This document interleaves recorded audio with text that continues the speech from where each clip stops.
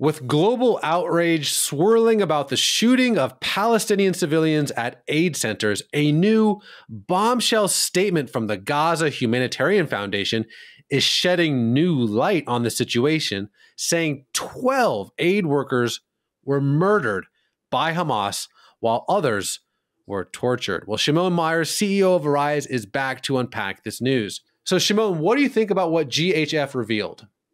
Well, it should be something that garners global outrage. Why are we hearing nothing about this? And I think that's the question we should be asking. We don't even know the names. This actually has been out for, I think, over a week now, for several days. It's just circulating around now. And not only were they murdered, some of them were actually tortured by Hamas. Now, they have not yet released the names. There are some reports that say they're Americans. There are some reports that say that they're locals, which would mean that they're Gazans. And it would be my guess that they're Gazans, because if they were Americans, we probably would have heard about it already. But nobody seems to really care if Gazans are killed by Hamas, which is a regular occurrence in Gaza. And, for those of you that are genuinely concerned with the humanitarian crisis that is most definitely taking place in Gaza right now, you might want to ask, why is Hamas standing in the way of its own citizens receiving humanitarian aid? So let me read you a couple statements from the GHF because it's startling. Talking about Hamas, quote, pre-positioned armed operatives near humanitarian zones in an effort to disrupt the only functioning aid delivery system in Gaza. I mean, these statements are incredible. Quote, the targets of Hamas's brutality are heroes who are simply trying to feed the people of Gaza in the middle of a war. One more, because this is just, wow. Hamas has placed bounties on both our American security personnel and Palestinian aid workers, offering cash rewards to anyone who injures or kills them. That is an enormous statement, and no one cares.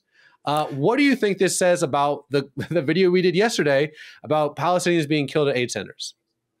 First of all, it's unthinkable. What an unthinkable situation. And again, for those of you like yourself, Raj, and me, who really care about human life and human dignity and the lives of civilians in Gaza, you should be absolutely livid about this. Hamas is the government of Gaza right now. And I want you to think about it. I want you to put that in the context of your own country, wherever you live, and think about if there's a humanitarian crisis where people need food, need medical care, et cetera, and your own government is standing in the way of you receiving that care. And not only are they standing in the way of it, they're killing the people that are trying to bring you that aid. They put a bounty on their head. And it's just another demonstration, Raj, of what we talked about yesterday, how Hamas is in no way concerned with the well-being of the citizens of Gaza. So here's the question, though. I think for a lot of folks, and you just said it perfectly, our heart breaks for what's happening to the Palestinian civilians inside Gaza. You see the clips on X, on Instagram, and it is atrocious. But how should we view this when it's like, wait a second, hold on, time out. Maybe we're being deceived. Maybe we're not seeing the whole side of the story. What interest does Hamas have in doing this? Why would they literally be killing, torturing, and putting bounties on the heads of the people who are trying to give aid? What would the reason being behind that? That is a great question. And it all comes down to control. Hamas has controlled Gaza since 2006. And the way they came to power was questionable. We won't get into all that right now. But they exercise control with the use of force and violence. You're not allowed to criticize. You have to comply with Hamas. And as long as they control the supply chain, of food and resources and medicine and so on and so forth, they can control the population. As long as they can control those basic needs of the civilians of Gaza, they maintain their control over the population. Once an outside source comes in and begins to give the aid directly to the citizens of Gaza, there's no longer a need for Hamas. And Hamas, by the way, takes this humanitarian aid, which is so generously donated by the global community and then generously delivered by the state of Israel, which is at war with Hamas. They take that aid, they steal it, and then they regulate it, they control the distribution of it, and they even sell it back to the civilian population of Gaza. So they are monetizing the humanitarian aid that's being generously donated and that Israel is actually giving the lives of its soldiers to deliver. It's an unthinkable situation. It's the heart of evil. Here's the question, though. How is everyone deceived, from Al Jazeera to the BBC to the United Nations? If you look at basically anything, mainstream global philanthropy, when it comes to the United Nations, when it comes to, again, AJ plus, everyone is piling on that Israel is intentionally starving people. They're intentionally killing babies. They're intentionally shooting civilians at aid distribution centers.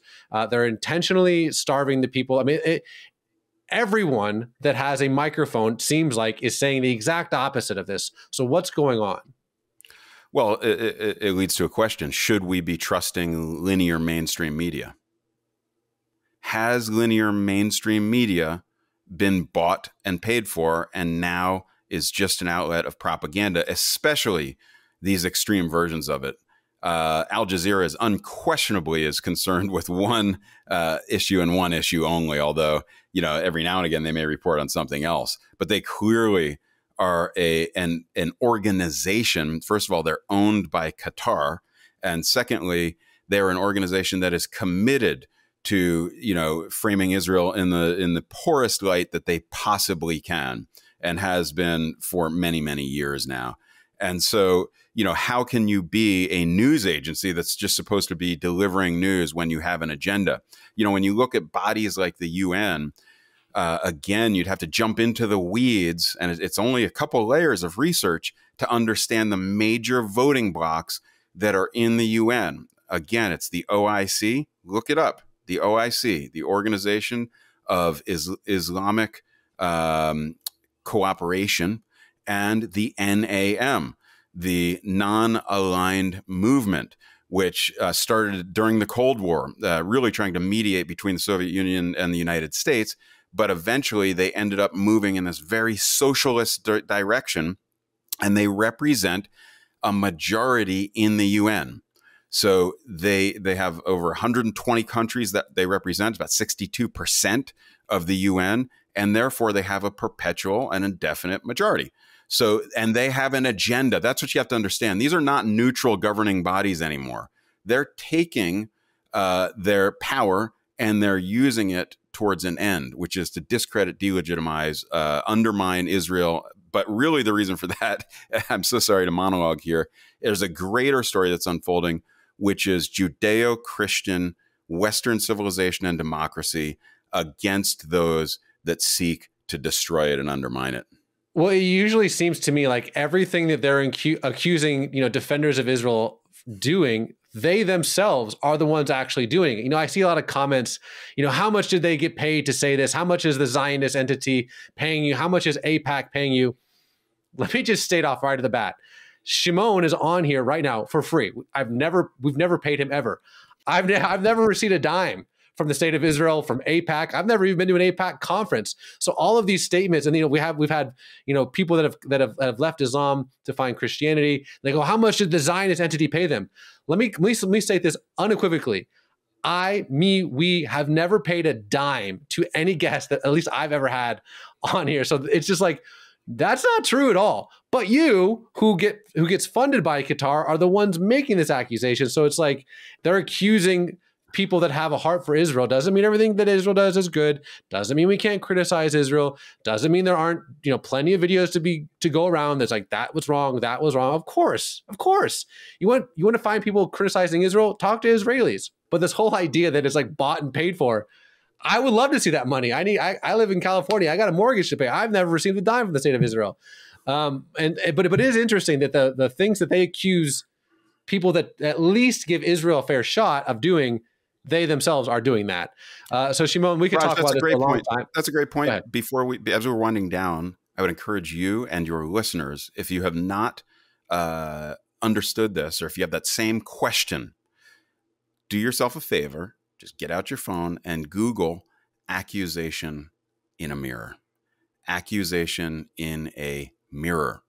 And it may give you some enlightenment into exactly that paradigm that you're describing right now, which is accusing somebody of exactly what you are doing or intend to do. It's the ultimate form of gaslighting, and it is not something that's new. It's extremely intentional, and we should be aware of it. Look at its origins. I'll name a name, Goebbels. Take a look at it, though. It's called Accusation in a Mirror, and it'll shed some light on exactly what you're talking about. Shimon Myers, thank you for your time, my friend.